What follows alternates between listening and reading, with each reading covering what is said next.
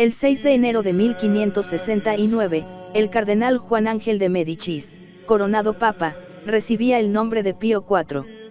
Una nube de sobrinos y parientes, venidos de Milán y de Alemania, se apiñaban en torno suyo, dispuestos a recoger los frutos de aquel encumbramiento. Sin embargo, no estaban todos.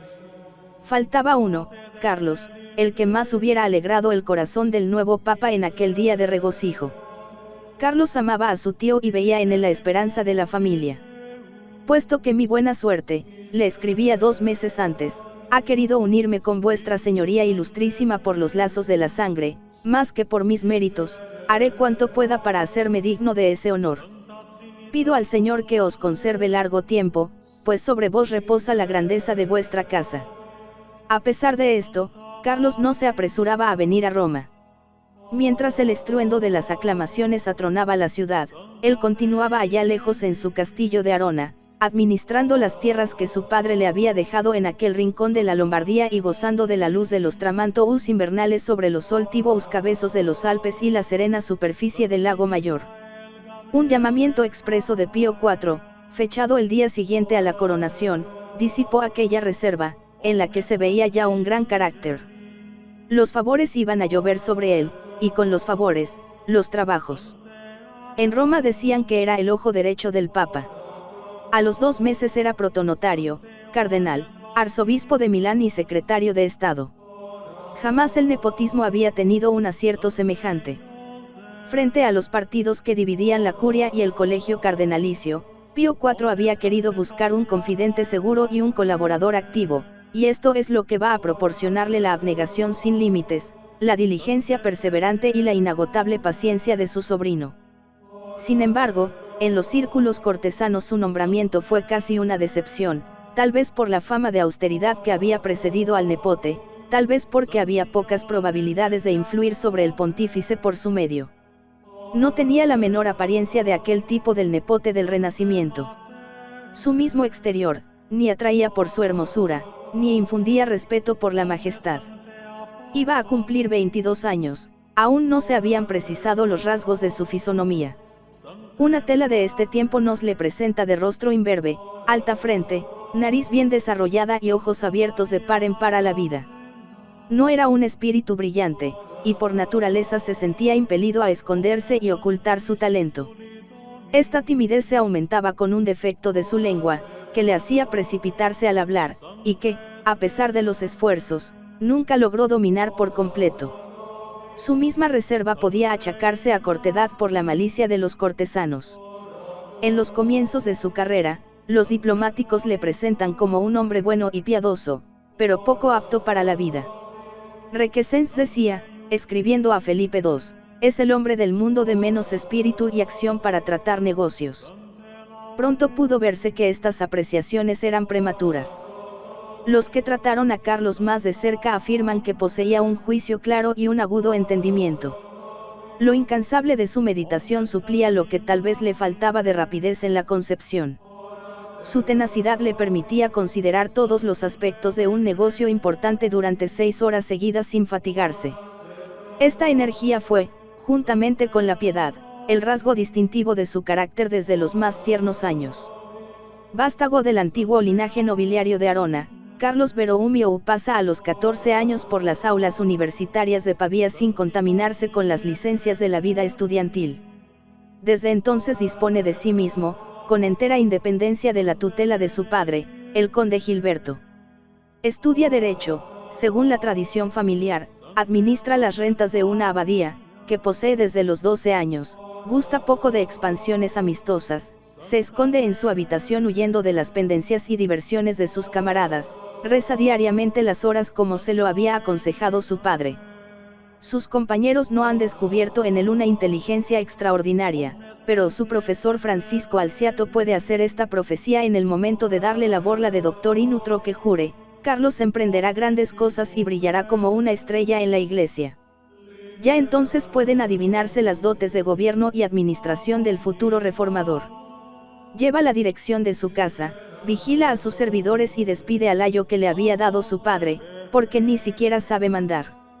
Lucha con frecuencia con la falta de dinero, y observa, sin perder su buen humor, que no tiene con qué pagar a la patrona y remendar sus botas agujereadas.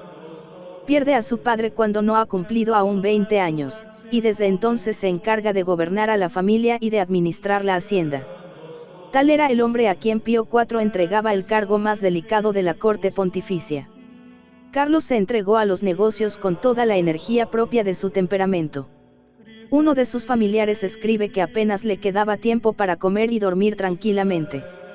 Él mismo confiesa que está bueno, a pesar de los infinitos esfuerzos, pero que le duele tener que dejar 5 o 6 horas para el sueño. Diariamente, durante 3 horas, despachaba con el pontífice los expedientes y solicitudes, después extractaba los escritos que llegaban a la secretaría, redactaba las respuestas definitivas, transmitía las órdenes a los nuncios y legados, asistía a las sesiones de las congregaciones de los cardenales, y no menos que de los asuntos eclesiásticos, se ocupaba de toda la política europea, dirigiendo y revisando los documentos de las relaciones diplomáticas. Sus tareas se aumentaban al reanudarse las sesiones del Concilio de Trento, 1561 a 1563. Sin salir de Roma, puede considerársele como el alma de la augusta asamblea. Vigila a los legados pontificios, deshace las dificultades que surgen sin cesar, interviene en las cuestiones más arduas, suministra las cosas necesarias para el sustento de los padres, es el intermediario, siempre vigilante y solícito, entre el poder conciliar y la autoridad pontificia, y apenas terminan las deliberaciones, empieza a poner en práctica lo acordado, hace preparar la revisión de la Vulgata, del misal y del breviario, y vigila personalmente la composición del catecismo del Concilio de Trento, en la cual interviene su secretario, el ilustre humanista Poggianio. Pío IV recompensa esta actividad con nuevos beneficios. Las rentas del cardenal secretario, calculadas por el espíritu mercantil del embajador de Venecia, ascendían a 50.000 escudos, y no podía menos de admirarse de que con tales honores y riquezas no se decidiese un hombre a gozar de la vida. Es de una vida inocentísima, añade, tanto, que, a juzgar por lo que se sabe, y que no sabían los diplomáticos de Venecia, puede decirse que está libre de toda mancha. A pesar de este gran ejemplo de sacrificada fidelidad al deber, Veroumio no era todavía el severo asceta que en él vemos de ordinario. Aunque sin entusiasmo, recibía gustoso los favores de su tío. He aquí cómo anunciaba uno de ellos a su hermana: decida Madama Camila que puede alegrarse, pues nuestro Señor acaba de darme 3 abadías, que valen 12.000 escudos. No descuidaba tampoco el esplendor de su casa, aunque, en realidad, las 150 personas que formaban su corte, vestidas todas ellas de terciopelo negro, no era un número exagerado para las ideas de entonces. Sus diversiones eran el juego del ajedrez, la pelota y la caza, que le atraía con verdadera pasión. En una carta al nuncio de Alemania, le pide que le mande buenos perros, y escribiendo al cardenal Ferrari, le exige la entrega de 10 escudos que había perdido jugando al ajedrez, a fin de dotar con ellos a una joven que quería hacerse monja. Hijo del Renacimiento, amaba el arte, cultivaba la música, tocaba el violonchelo y favorecía con su amistad a Palestrina y al arquitecto Pellegrini. La casa del cardenal Veroumio, decía un contemporáneo, es el lugar donde se encuentran los hombres más doctos y distinguidos de Roma. Él mismo, en la flor de la juventud, en el apogeo de su poder, no piensa sino en poner sus conocimientos a la altura de sus dignidades. En este tiempo es cuando leyó los políticos y los filósofos de la antigüedad, que, según él mismo confesaba, le sirvieron mucho, tanto para regular su conducta como para reprimir sus pasiones. El manual de Epicteto era uno de sus libros favoritos. Con el fin de ampliar sus conocimientos literarios y teológicos, organizó unas veladas, que se hicieron famosas con el nombre de Noches Vaticanas, por lo escogido de las personas que tomaban parte en ellas. Era una de aquellas academias, tan comunes en el Renacimiento, cuyos individuos llevaban nombres alegóricos, inspirados con frecuencia en la mitología. Humildemente, Veroumio quiso llamarse Chaos, para indicar la forma confusa de sus discursos, pero sus compañeros le saludaban siempre con el título de Príncipe Excelentísimo. Esta existencia, que el mismo Carlos juzgó después demasiado mundana, era de una admirable ejemplaridad para los hombres de aquel tiempo. pero su asombro no tuvo límites cuando vieron al joven secretario despojarse repentinamente de todo lo que pudiera significar ostentación y pompa mundana. La ocasión fue la muerte de su hermano único, Federico, en quien tanto el pontífice como su confidente veían vinculado el porvenir de la familia. En el paño mortuorio, bordado de oro, que cubría el féretro, el cardenal pudo ver un símbolo del ocaso esplendoroso de su raza. Este suceso, escribía a los pocos días, me ha hecho comprender toda nuestra miseria y la verdadera felicidad a la gloria eterna. Y en una carta al duque de Florencia descubría la actitud de su alma ante aquel golpe, que era el hundimiento de tantas esperanzas. Dios, le decía, me ha dado la gracia de inspirarme la resolución muy firme de mirar siempre como un gran bien todo lo que viene de su mano. Rumoreábase entonces en Roma que el secretario dejaría la carrera eclesiástica para perpetuar su nombre, pero a estos rumores respondió él ordenándose de sacerdote 1563. Si hasta ahora se había resignado, no sin repugnancia, a hacer concesiones a una manera algo profana de entender la vida, desde este momento todo su afán es desterrar los últimos restos del espíritu mundano. Se muestra más severo en el trato de su persona, prohíbe en las reuniones literarias todo asunto que no sea espiritual, suprime juegos y diversiones, reduce el tren de su casa, y ejerce el ministerio de la predicación, cosa inaudita entonces en un cardenal, aumenta el tiempo de la oración y los rigores ascéticos, hasta ayunar a pan y agua un día por semana, y propone dejar la secretaría y retirarse a la orden rigurosa de los camaldulenses. Por este tiempo escribía el veneciano Jacobo Soranzo, el cardenal Borromeo no tiene más que 27 años, pero es enfermizo, porque se ha debilitado con los estudios, ayunos, vigilias y penitencias. Su vida es la más honesta del mundo, y su religiosidad tan grande, que se puede decir que aprovecha a la corte romana con su ejemplo más que todos los decretos del concilio. El Papa gustaría de verle más alegre y menos severo en su vida y en sus dictámenes. La corte le quiere poco, porque estaba acostumbrada a otra manera de proceder, y se lamenta de que el cardenal pide poco al Papa y da poco de lo suyo. Pero por lo que toca a lo primero, él lo tiene por cargo de conciencia, y en cuanto a lo suyo, lo gasta en limosnas y en dotar doncellas pobres. De este tiempo es la creación magnífica del Colegio Borromeo, de Pavía, que hizo erigir para preservar a los estudiantes nobles y pobres de los peligros que él había aprendido a conocer durante sus estudios. Si la corte no le amaba a él no tenía gran apego a la corte. Repetidas veces había pedido a Pío IV que le permitiese ir a pasar una temporada en su diócesis de Milán, y en el verano de 1565 logró al fin realizar sus deseos, pero apenas se ha alejado de Roma, cuando le anuncian que el Papa está enfermo. Muere Pío IV, viene la elección laboriosa de San Pío V, y Carlos puede consagrarse exclusivamente a encarnar el ideal del obispo. Es una nueva etapa de su vida, menos brillante que la anterior, pero más admirable. Va a empezar una acción reformadora, que hace de él, teniendo en cuenta la diferencia de los tiempos, el Hildebrando del siglo XVI. Ante todo, se rodea de hombres aptos para ayudarle. De tal modo sabe atraerse los hombres superiores, que a veces su amigo San Felipe Neri va detrás de él, gritando, ahí va el ladrón. Los jesuitas son sus primeros colaboradores. Ama los ejercicios de San Ignacio y los practica con frecuencia, aunque no está del todo conforme con la compañía, y trabaja ardientemente por transformarla.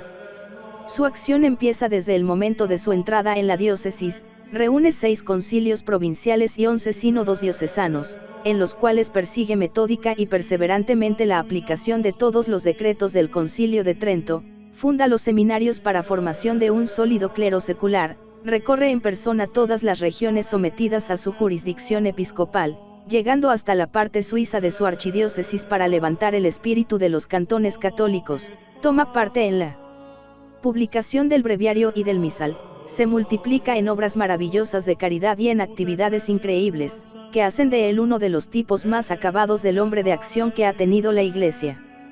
En su cuerpo enfermizo y de mediana estatura habita un alma gigante. En su pálido semblante, en su perfil enérgico, más que la sonrisa de San Francisco de Sales, se descubre el temperamento indomable. Requesens, el que antes le juzgaba incapaz para los negocios, virrey de Milán, llega a reconocer, por propia experiencia, la tenacidad de este hombre.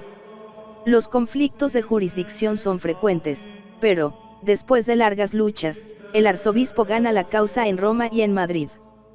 Carlos sigue su programa sin desfallecer un solo instante.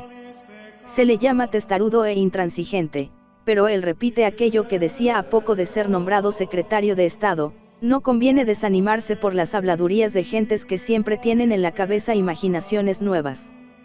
Basta obrar rectamente en todo, y luego que cada cual diga lo que quiera.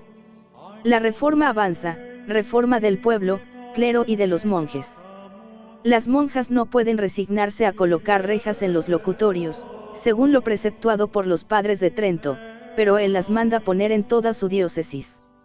La mayor oposición le viene de la orden de los humillados, que se deciden a llegar hasta el crimen. Uno de ellos penetra en la capilla del arzobispo, armado con un arcabuz. El arzobispo reza al pie del altar, la capilla canta un verso que dice: non turbeturcio o arbestrum neque formidet, y el disparo suena, causando increíble espanto. Carlos se siente herido en la espina dorsal, pero manda continuar el oficio. La herida no era grave. Sigue trabajando con nuevos alientos. Aunque jamás logró dominar por completo su aprensión de hablar en público, predica sin cesar, lo mismo en la ciudad que en el campo. Llega hasta los últimos rincones de Lombardía, arrastrado por su sed de ganar almas a Cristo. Cuando su cabalgadura no puede pasar adelante, camina a pie, resistiendo largas horas de marcha, cruzando los altos montes de su tierra, trepando por riscos y barrancos, como el más experimentado alpinista. Su actividad se acrecienta al encenderse la peste famosa de 1576. Cuando las autoridades civiles abandonan la ciudad, llenas de temor, él permanece organizando la lucha contra el mal. Invita a la oración y a la penitencia, exhorta a la obediencia a las autoridades responsables, promulga indulgencias para los enfermos, forma juntas de salud, crea hospitales y lazaretos, se esfuerza por aislar el contagio, recorre las calles para dar aliento a las personas, manda médicos y víveres a los apestados, y él mismo anda entre ellos, repartiendo limosnas, confesando, consolando y dando a veces la salud con solo su mirada. En estos días hizo su testamento, indicio de que había sacrificado su vida al pueblo. Ha llegado al renunciamiento absoluto. Su carácter se nos muestra plena y definitivamente formado.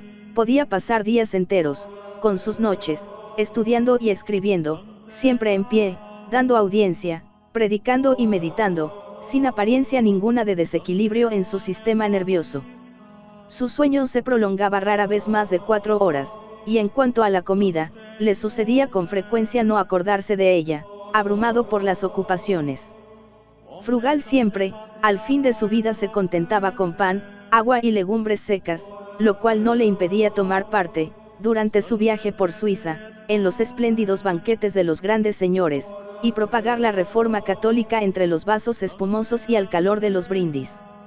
Vivía como un pobre, caminaba siempre a pie por la ciudad, con los vestidos raídos, y muchas veces solo. Toda la magnificencia la guardaba para los ornamentos de la iglesia, y su amor al culto se extendía al arte religioso, sobre todo a la música inteligible, como él decía. Se había deshecho de sus colecciones artísticas, y este fue uno de los mayores sacrificios de su vida, pero seguía aumentando su biblioteca, muy rica en libros raros y toda suerte de manuscritos de los santos padres y de los escritores clásicos griegos y latinos. Aun cuando dedicó los tapices y telas preciosas de su palacio para vestir a los pobres, no quiso desprenderse de algunos cuadros preciosos, como la Adoración de los Magos, del Tiziano, que decoraban sus habitaciones. El gusto de lo bello quedó en él hasta el fin. Seguía interesándose por su familia, pero sin dejarse absorber por esta solicitud. Es preciso, decía, pesar con balanza de platero las peticiones de nuestros parientes, porque estamos dispuestos a dejarnos convencer con facilidad. Leía y escribía mucho, pero no imprimió más que 2 decretos conciliares y algunos opúsculos sobre la vida cristiana. Conservamos aún los esquemas de sus sermones y un gran número de cartas. En ellas apenas si aparecen las expresiones afectuosas, aun tratándose de amigos íntimos, ni los rasgos brillantes, ni la preocupación literaria. El que escribe es el diplomático, el administrador, que aborda sencillamente el asunto y lo presenta con habilidad. El organismo más resistente hubiera sido incapaz de sufrir mucho tiempo aquel método de vida. El infatigable arzobispo decía que el trabajo y la penitencia le fortalecían, pero, en realidad, estaba extenuado y enflaquecido. En sus grandes ojos azules había una luz de ocaso, su cabello castaño se había vuelto de nieve, desde su nariz a su barba corrían aquellas profundas arrugas de que nos hablan sus biógrafos, y que eran más visibles desde que empezó a andar rasurado para cumplir un precepto que había dado a su clero. Solo tenía 46 años. Sin embargo, como si presintiese su muerte, en el otoño de 1584 quiso prepararse a ella practicando los ejercicios de San Ignacio en una soledad próxima a su pueblo natal. Al volver, en los primeros días de noviembre, la fiebre le consumía. Preguntáronle si quería recibir el viático, y él respondió, hora. Esta fue su última palabra. A las pocas horas se durmió en el Señor. En todo Milán, dice un testigo, nadie durmió, pensando en el Padre bondadoso que iban a perder.